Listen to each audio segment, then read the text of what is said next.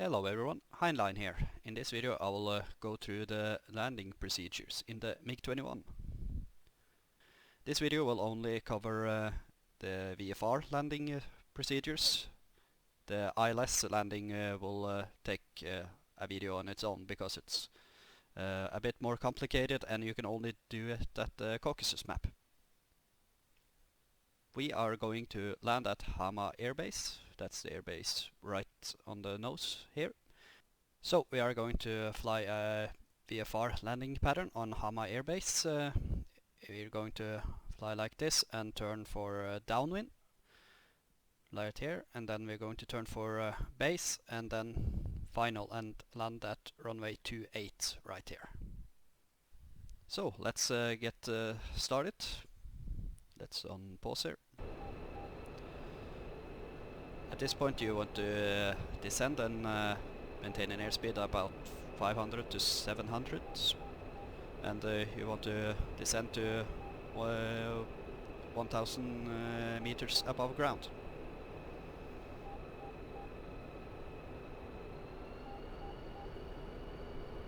Okay, there we are. Just going to pause really quick here.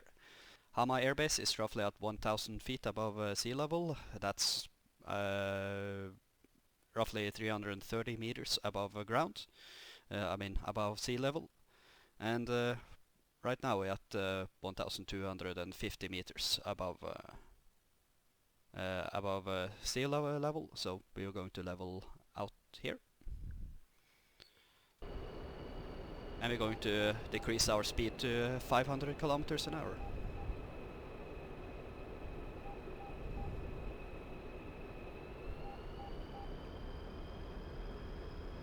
There it is. And remember to trim your aircrafts.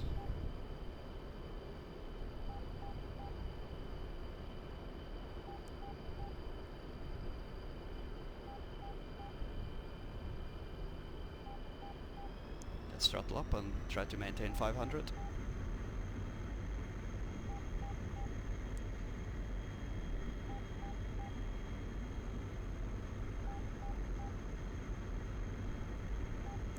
Okay, while we're at upwind, we're going to switch the nose gear brake to landing setting and turn on our landing lights, like so.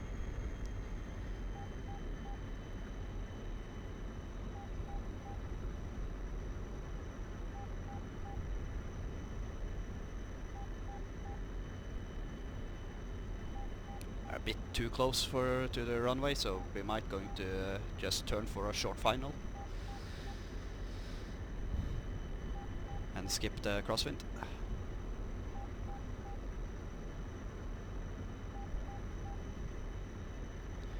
At this point you can drop your landing gear, and you also need to check that you have air pressure, because the landing gear is powered by pressurized air.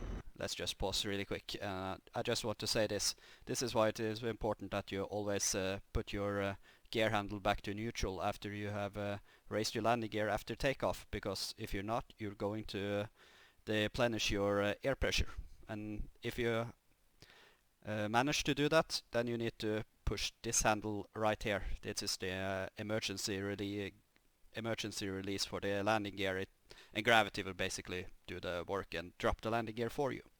But if you remember to always put the gear handle back to neutral, you should be fine. Let's just remove this pin here.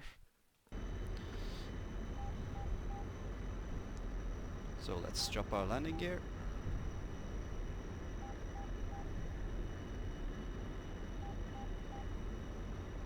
Three green lights and back to neutral. Like so.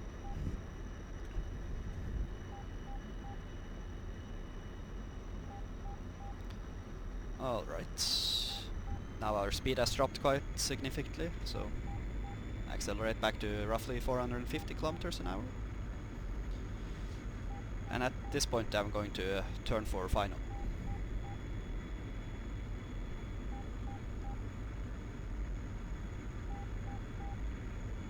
Try to maintain altitude.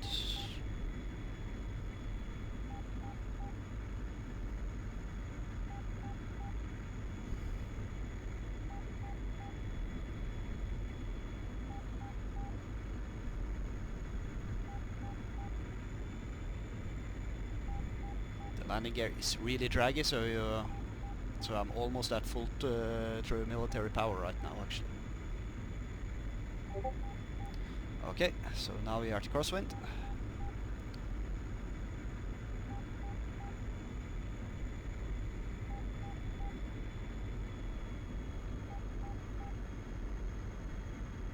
And let's turn for final.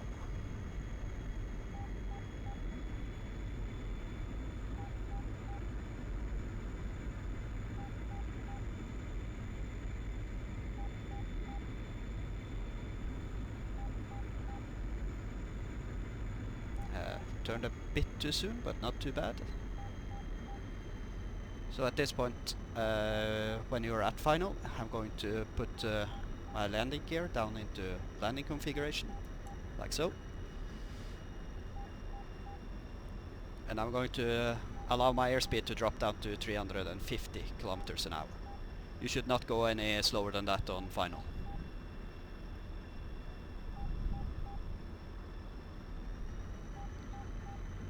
Oh, it's really draggy.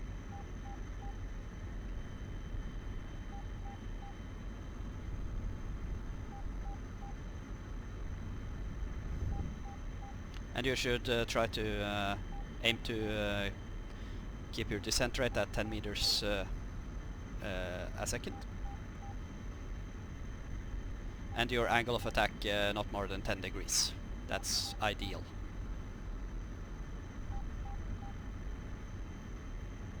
I'm dropping a bit too fast here, it seems, so I'm going to throttle up a little bit. I'm just going to pause really quick. When it comes to the throttle setting, you should try to ideally you should have it between 80 and 90% RPM. Right now I'm at 86 roughly, so that's quite good.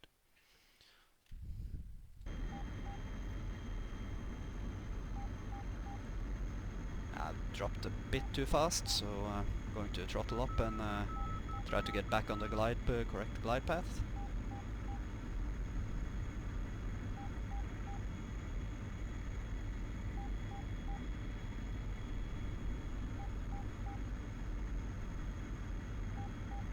Alright, now I'm pretty much back where I want to be, and I'm going a bit too slow. If you go below 300 kilometers an hour, then your plane will drop like a rock, and you don't want that. Now at 340, that's quite good.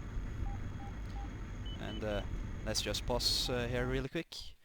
At this point you should not exceed 5 meters per second in descent, and your speed should be about 340. And your angle of attack should be in the area around 10 degrees. So quite good right now, so let's see how it goes.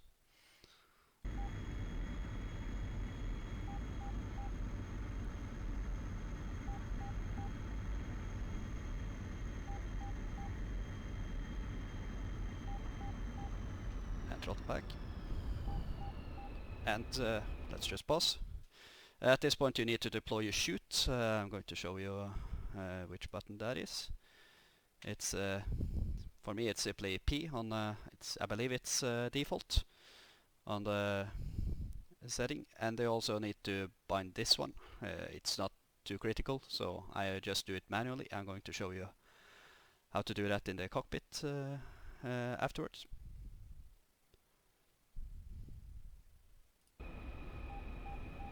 Let's press P.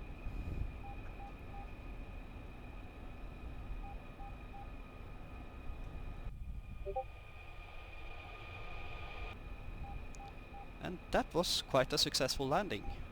So to release the chute or cut the chute, you press this button. You need to unflip this cover and press that one. And the chute is gone.